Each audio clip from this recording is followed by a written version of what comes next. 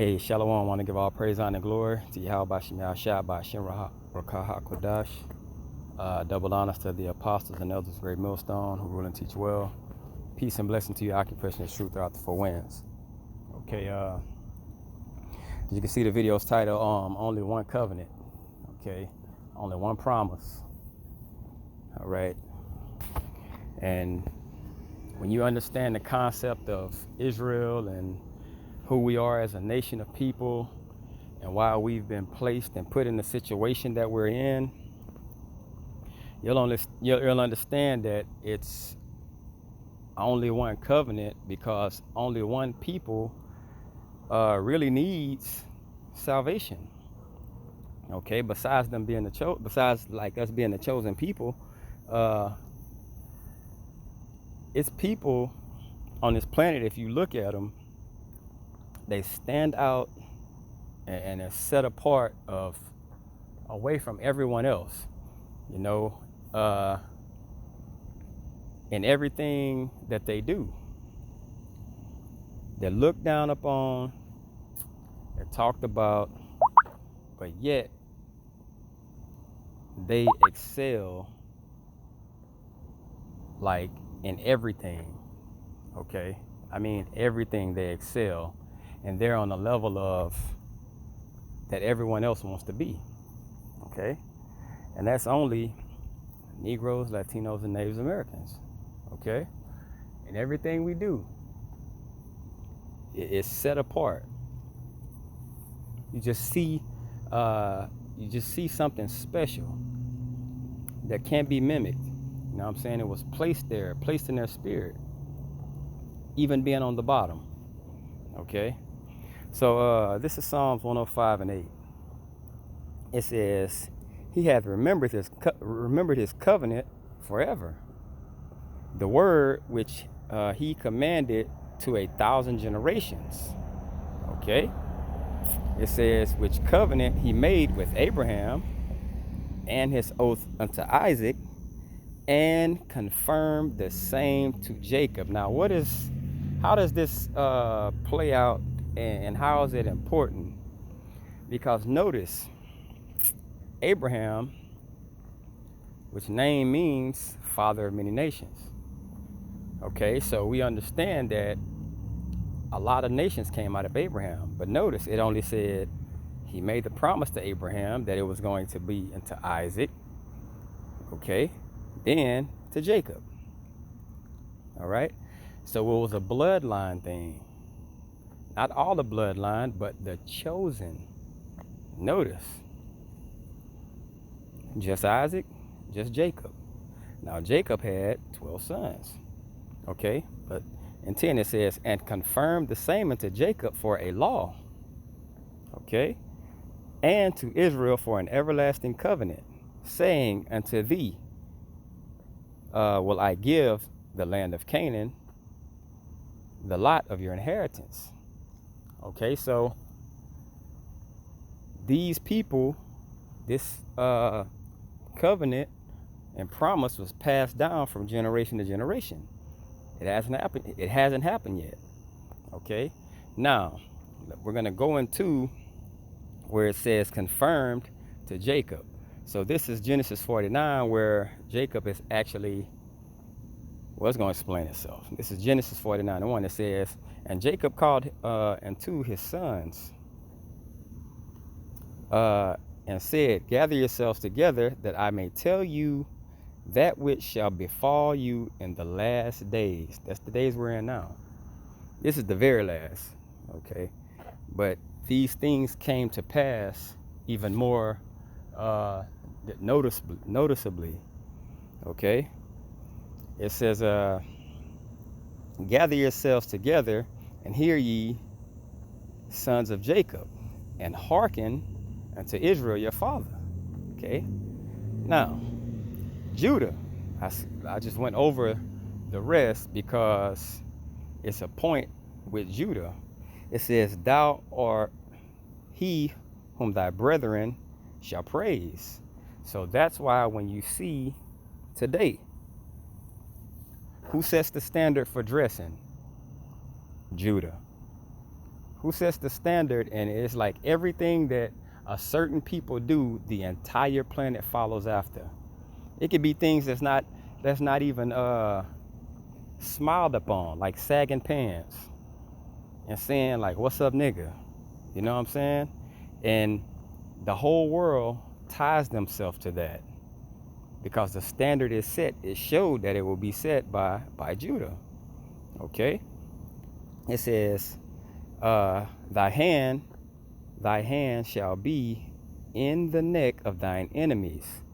Who's always getting shot down in the streets more than anyone? You guessed it.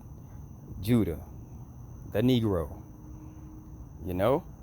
It says, thy father's children shall bow down before thee. Okay? It says, Judah is a lion's whelp. From the prey, my son, thou art gone up. He stooped down, he crouched as a lion, and as an old lion, who shall arouse him up? So that's what's going to basically happen. Like you're seeing Negroes getting guns and basically we tired of these Edomites doing what they're doing to us. They're being aroused up right now because that's going to bring forth, you're finna see race wars. You're finna see a lot of things that's going to actually get real crazy. Okay? It says,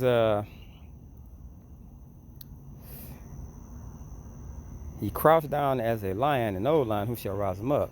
The scepter shall not depart from Judah. Now, that's rulership. That's like the top dog. Okay? It shall not depart from Judah. And here's why. It says, nor a lawgiver from between his feet until Shiloh come, and until him shall the gathering of the people be. This is who the world ignorantly calls Jesus Christ. His name is Yahweh Shai. Okay, he was spoken of way back in Genesis. It's people that don't even know that the Savior was spoken of in the Old Testament. Okay, this is talking about who the world ignorantly called Jesus. This is Yahweh Shai. Okay, it says,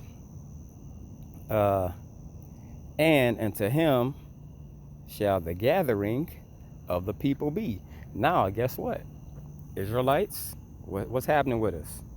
We're gathering together. You know what I'm saying? We're coming together because it's the end.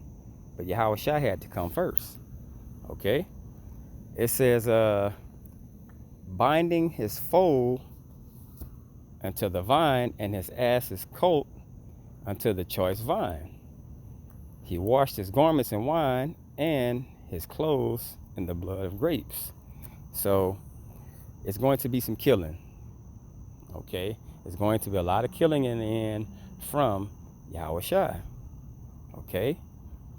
It says, his eyes shall be red with wine, and his teeth with milk. So this is who the world ignorantly calls Jesus Christ. This is Yahweh Shai.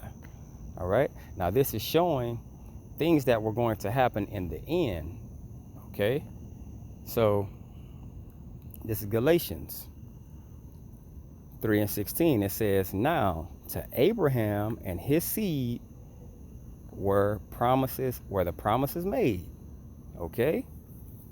Now, the same promises that went from Abraham, Isaac, and Jacob that we read earlier. It says, he saith not, and to seeds as many, but as of one.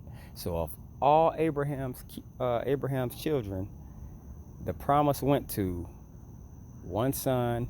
He passed it down to one, and Jacob, whose name was changed to Israel, passed it down to his 12. But still, it's going to only be 12,000 out of each one of those 12 sons. Okay, and it's a lot of people. Okay, so I mean, it's a lot of people, but just to have 12,000 from each tribe, that's the number.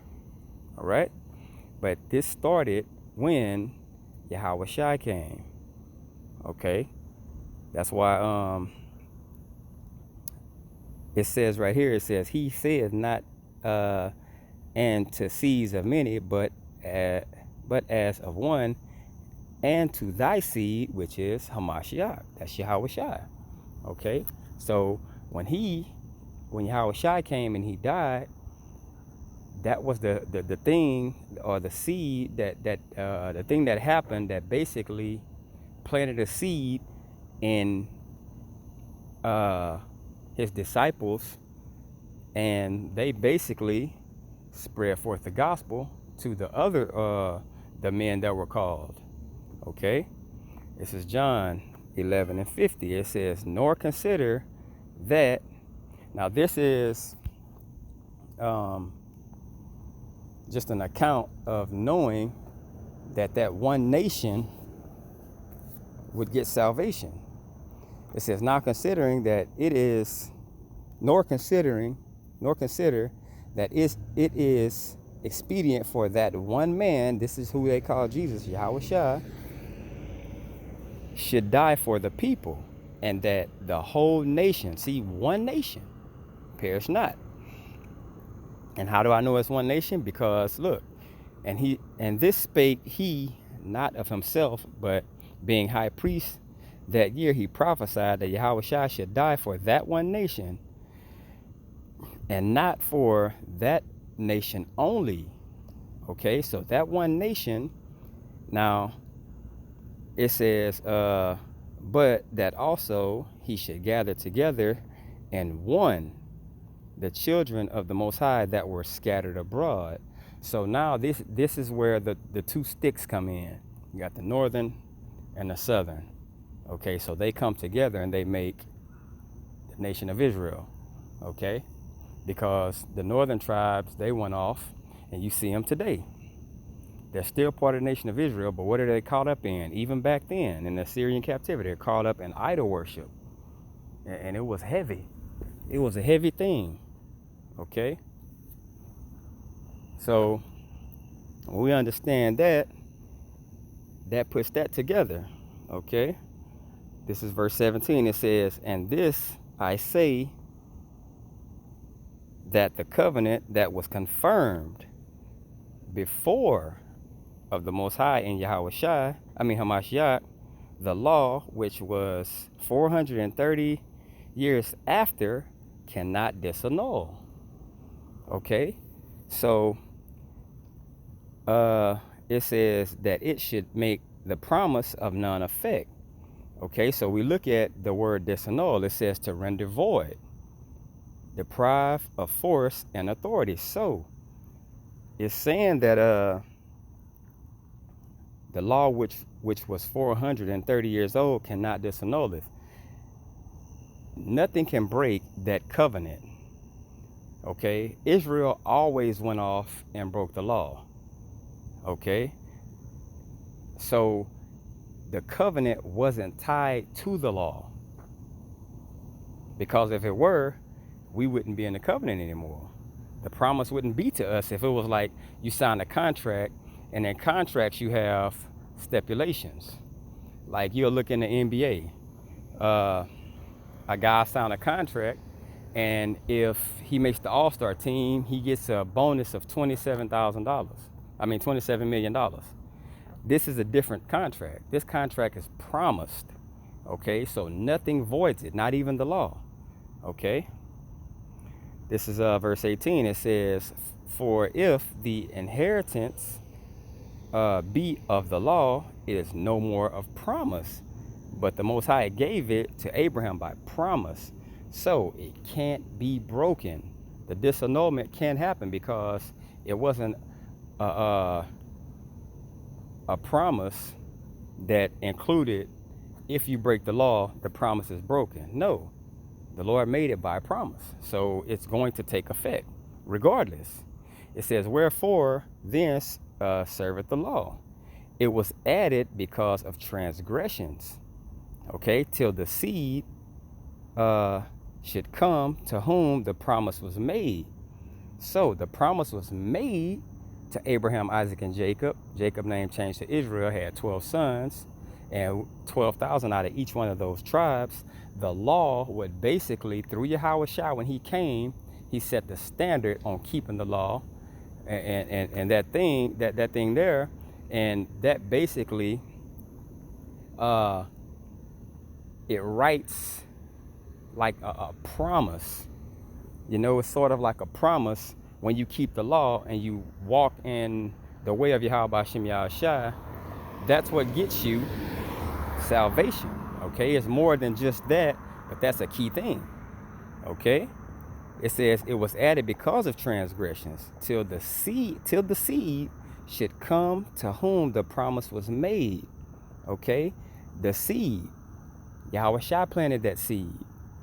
Okay, so the law had to be kept till the promise that we would get in our land and rule forever came unto us. We wake up like we're in the last days now. Okay, it says, and it was ordained by angels in the hand of a mediator. That's the middle passage. Okay, so it was ordained and passed by messengers. Okay, the messenger in the Old Testament was Moses. Okay, Yahweh Shai was the mediator in the New, and what he did, he passed down that spirit, which was that seed he planted in his chosen men, and they became mediators. That's why people are like brothers are making these videos, because we're basically conduits. Okay, you have water that has to get from one place to another. Something has to go in the middle, and that's where these vessels that we're in comes into play. All right. It says, is the law then against the promises of the Most High?